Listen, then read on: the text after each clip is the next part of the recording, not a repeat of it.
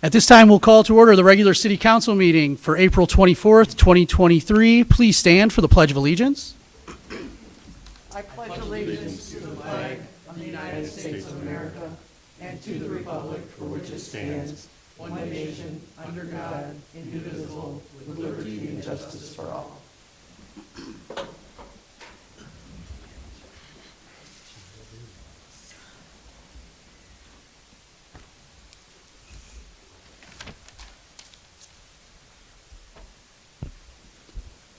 City Clerk Deaton, could you let the roll call show all council members are present this evening? And we'll move on to the approval of City Council minutes, April 5th, 2023. Councilmember Kennedy. I'll move the minutes for the budget meeting on April 5th, 2023. I'll second. All those in favor, please say aye. Aye. Aye. All opposed? Motion passes. Approval of the minutes, April 10th, 2023. Councilmember Dill. I'll move the minutes for April 10th, 2023. Second. All those in favor, please say aye. Aye. All opposed? Motion passes. We have no bills this evening, so we will move on to the approval of tonight's agenda. Councilmember Dill. I'll move the agenda as presented. I'll Second. second. All those in favor, please say aye. Aye. Aye. All opposed?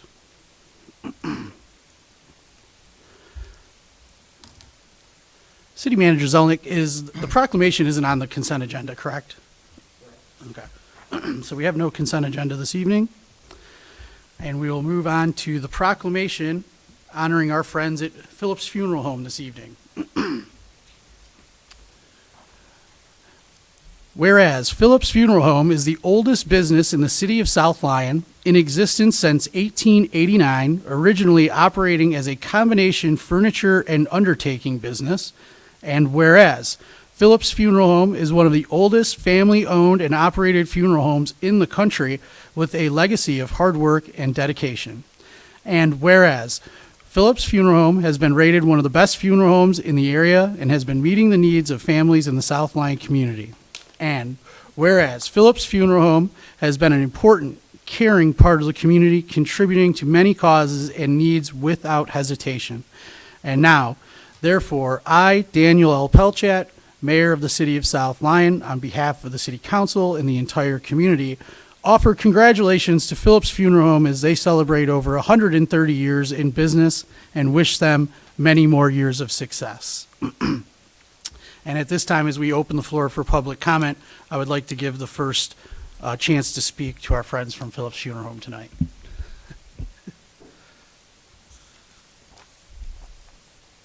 Hello, I'm Andrea Phillips from Phillips Funeral Home. I did not prepare a formal speech today, but that's probably a good thing. On behalf of the Phillips family, everyone that works at the funeral home, thank you very much for the proclamation. It really does mean a lot. Funeral home's been in existence for a long time.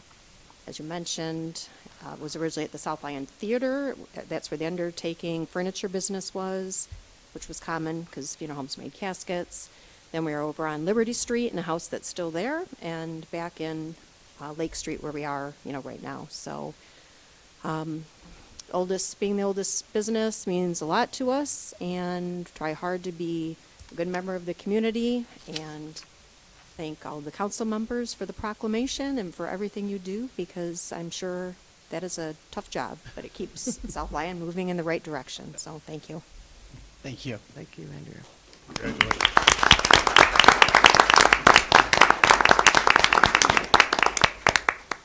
And now at this time, we will open the floor for public comment for anyone else if they had anything to speak on this evening.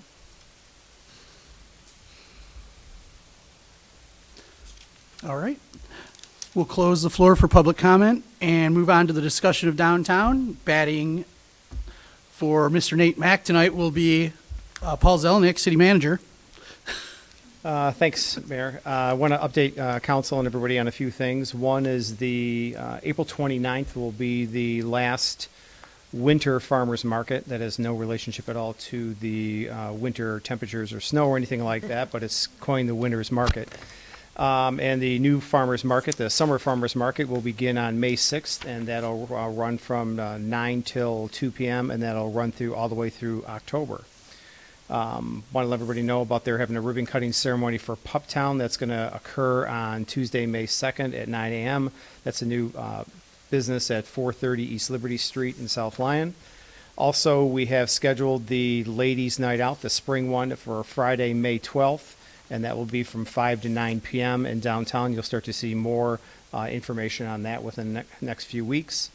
And the other item is we've been talking about the 150th anniversary, and I'm not sure if everybody's had the opportunity yet because they're starting to put more banners up around downtown, but the banner that's on this exit door right here is the 150th anniversary banner that does show a depiction of downtown approximately 100 years ago.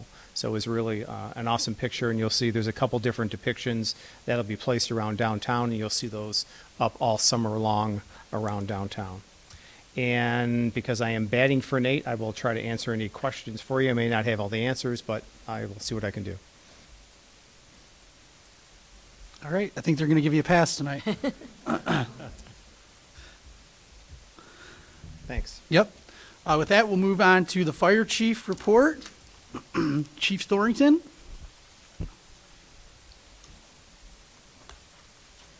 Good evening.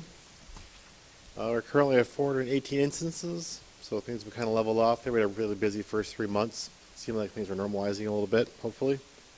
As far as the ladder truck, it is in Grayling, as we talked about last meeting. It's still projecting early May. They're doing a few last mounting brackets on the outside compartments. Inside the chassis is completed. Electrician's almost done. It goes for stickering and lettering May 2nd. We'll have it for a couple of days. Lieutenant Nochel, who's in charge of our apparatus, will go up there one last time on, I believe, the 12th to do a final walk around to make sure everything looks good. And then once he confirms that, they'll ship it back to us, hopefully in one piece. And we will, that never gets old, right? I mean, they're going to fly in an instructor who will run us through the truck, everybody in the department, and qualify us and certify us in a 3-day ordeal. So we'll have everybody there for 4 or 5 people at a time for 3 days. So HVA, they pulled out of Wixom their 24-hour ambulance and moved into New Hudson. They swapped. New Hudson had a 12-hour car during the day. Wixom had 24-hour. They swapped. So we still have our 24-hour car in South Lyon. The advantage is just when ours is busy, 24 hours a day. Hopefully one is closer, as opposed to in Wixom. So hopefully that'll help our response times in EMS. And I was at the expo in Novi on the 12th, and in my previous life as a deputy chief, when I purchased vehicles, it was like a 6-month ordeal to get a fire engine. Now it's over 2 years to up to 2.5, depending on the vendor. So our engine 2 has expired, and per NFPA standards, we probably should start looking at the process sooner or later because of the extended delays now since COVID. So nobody had a really good reason why it's delayed other than supply issues, but 2 to 2.5 years is kind of crazy for a vehicle. So that is all I have. Anyone got anything for Chief? Councilmember Hanson.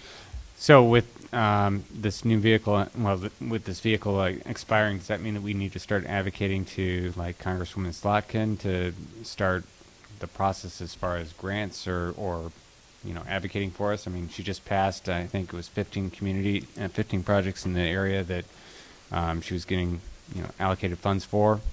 Is this something that we need to put on her radar at least, or?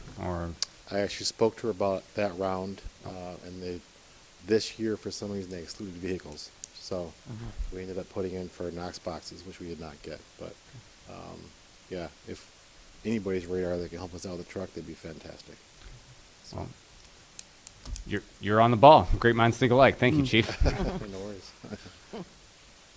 All right, thanks, Chief. Thank you. Chief Bakke and the police report. Thank you, Mr. Mayor. Thank you, Council. Number one, I'd also like to congratulate Phillips Funeral Home. Graduated with Andrea Class 87, right? So they do a great job, and I really appreciate their hard work. A couple of things that I got tonight is, one, we did our drug take-back on Saturday, and we acquired over the last 6 months 15 boxes of prescription drugs that were collected for a total weight of 197 pounds of unwanted prescription drugs. We are also in the process of putting a promotional list together for sergeant. We've got 3 candidates right now, and that part is going to be written, oral, and then we're going to go with their seniority, and then finally with their education for the total cumulative score to pick on top of the list. So if there's 3 of them that are going to be on the list, or they could be on the list, and then we'll be able to pick from one of them. We're expecting probably we'll have 1 retirement of a supervisor within the next 2 years. And then the list is good for 2 years. So, and that's all I got. Councilmember Kibble. Well, I got to see the truck close at hand today. Finally. Yeah, Jared was out there, while the crossing guard was doing their thing. And Okay. we had a little visit about that, so it looks great though. Yeah. The sergeants enjoy it. It's a nice truck. He was getting a kick out of the idea that they've had a couple of opportunities where they might give a ticket. They were facing the wrong way, and to turn that thing around in the street. Yeah, it's not really built for they traffic had to do a enforcement, wide but turn and stuff. right, So, right. that's all I have. All right. Thanks, Chief. Thank you. On to new business this evening. Complete distribution system materials inventory. Thanks, Mayor. The city has budgeted this year to inspect our water service leads in accordance with guidelines set forth by Eagle. This upcoming project can be parceled into 2 separate activities, an internal portion, some of which has already been completed, and an external portion, which will involve hiring a contractor. For the internal portion, city staff has already inspected 152 of the service leads as the team has performed ongoing meter head replacements. For the external portion, we have received quotes to have 300 service leads inspected by hydro excavation. This is a budgeted expense, and we are anticipating to have 300 service leads completed by July 1st, 2023. Our engineers will work with the city to complete the CDSMI program by offering field assistance, administration, and documentation, and have the curb stop boxes that are randomly selected also updated to appear in our GIS system. This budgeted expense can be purchased utilizing the water repair account number 592-540-801 and outlined in 2022-23 budget. Attached are the quotes from the contractors to perform this necessary service and recommendation. Additionally, the city is receiving a $50,000 critical infrastructure grant from Oakland County to help pay for this project. I've included the bid sheets with 3 contractor submittals to perform the hydro excavation and restoration, including a letter submitted to selected residents and a randomized list generated by water staff. Possible courses of action tonight are approve, not approve the award of contract to M&K Jetting and Television from Jackson to perform hydrovac services and site restoration in accordance with the CD SMI of water service leads as outlined by Eagle in the amount of $500 per lead for approximately 300 water service leads for a total not to exceed $150,000. And I'd be happy to answer any questions that you may have regarding this project. Thank you. Thank you, Mr. Mayor. I move to approve the award of contract to M&K Jetting and Televising from Jackson, Michigan to perform hydrovector services and site restoration in accordance with the CDSMI of water service leads as outlined by Eagle in the amount of $500 per lead for approximately 300 water service leads at a total not to exceed $150,000 from account number 592-540-801. A second. We have a motion by Councilmember Kurtzwell, supported by Councilmember Kennedy. Do we have any further discussion? Councilmember Kibble?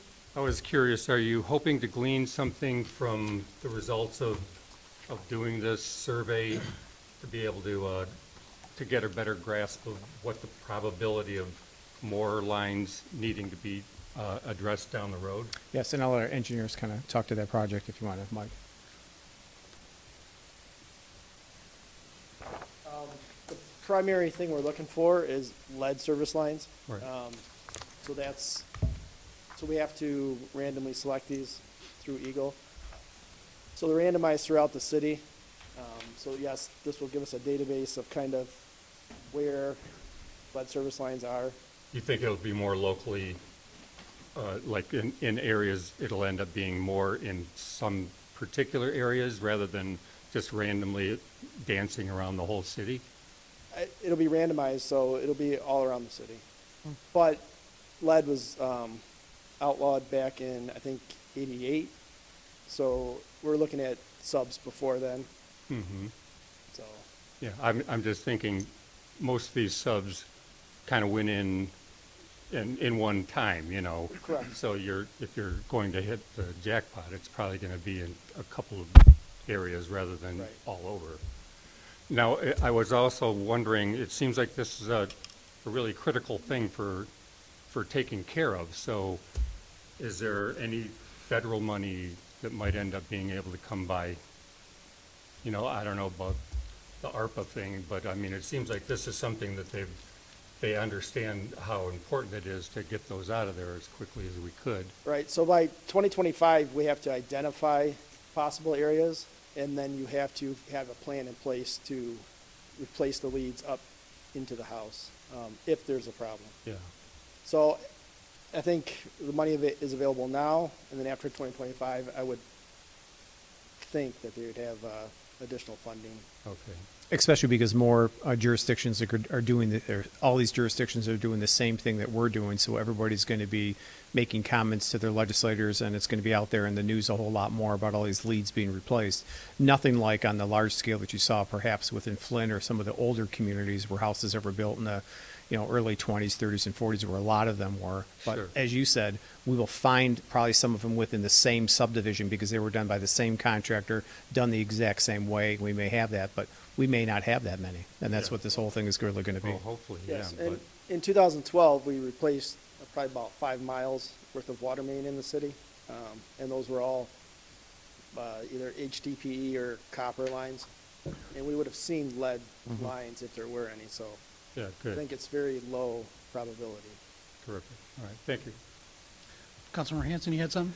Yeah, I was curious, the Hagedorn project, are we able to avoid having to test any of the houses that are in that area because we're going to be replacing and tearing up that section in the neighborhood? Or Yeah, the water main there is out in the outside of the pavement, and it's newer water main. Okay. But definitely should double check that. But yes, I would assume we're okay there. Just thinking from the cost saving Sure. aspect. So, okay, thank you. Awesome. Councilmember Kurtzwell. But these are the leads that are going to the house? Yes, Okay, so it's not the actual water main that you're looking at, No. it's the leads, okay. Correct. So, that's what I thought.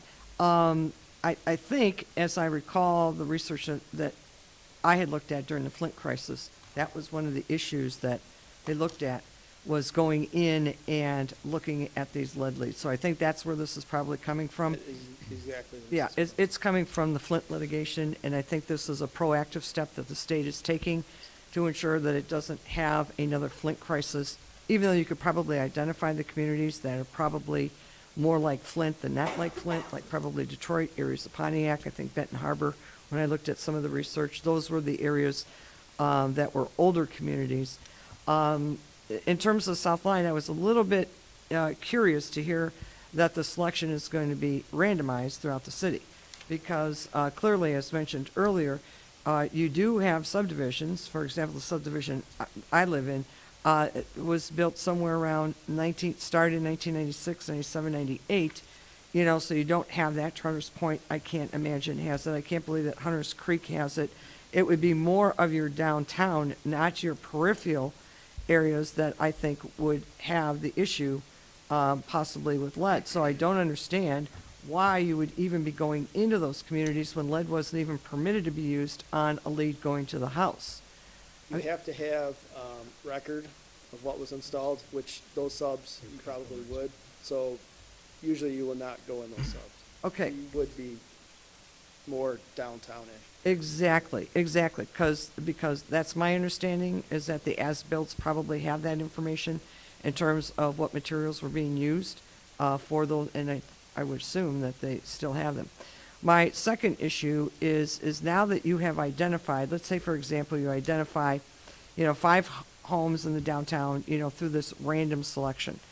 So you go and you fix those homes with the lead leads going to the house. But the neighbor next door may have it, the neighbor on the other side, the neighbor across the street. Are you only going to be repairing the homes that fit that data point on the randomized, or are you going to expand the survey to include homes in, let's say, a 5-house area or a 7-house area of the data point that is triggering positive on that lead, that lead lead? That's the whole purpose of this program. Okay. Is to come up with that step 2. Okay, got it. So, yes. Okay, good. So when we do these inspections and we find 5 houses within a subdivision, and that's not the same within all the other subdivision, it most likely will tell us that that subdivision has the same type of leads. So then we'll perform further inspections and then look at repairing all of those ones. But that will give us the good indication. And even though it is randomized, we have to be reassured that some of the other subdivisions, which may have been built before 1988, we have to make the public feel a whole lot better that we did this inspection, so they do not have those leads, instead of just saying, oh, don't worry about it, you were built before, you're built after 1988, you don't have anything to worry about. We need to reassure the public, but that's why the state's making sure that we do a randomized and not just say just this, just this. Well, may I continue? Absolutely. Thank you, Mr. Mayor. My understanding is that if a lead needs to be replaced and it's from the sidewalk to the house, that becomes the homeowner's responsibility for paying. And I see Ron Beeson shaking his head. Pardon? Oh, okay. If it's a lead line, but if I just had a break in my line, okay. Normally, if I just had a break in my line going from the sidewalk to my house, it would be Maggie's responsibility to repair. However, if lead is found, it will not be assessed to the homeowner for repairing that lead. Am I correct? Correct. Okay. There is a note, this is the guidelines, Eagle, and it does note that, and it corresponds to what you were saying. And I'm going to quote this, and it may be tempting to introduce logic to the site selection process, such as selecting within periods of construction or targeting portions of the town. However, doing this can unintentionally bias the be biased to the data set. So it's it's an odd situation, but this is the guidelines that they have, and so it's it's the whole city. Oh. I understand the logic. I have the same logic. Well, I can figure this one out real quick. I know exactly why they want that expanded model. It's not difficult to figure out, because statistically what they're probably going to do is they're going to put a cost at what they will pay to fund repairing the lead lines based on your percentage of finding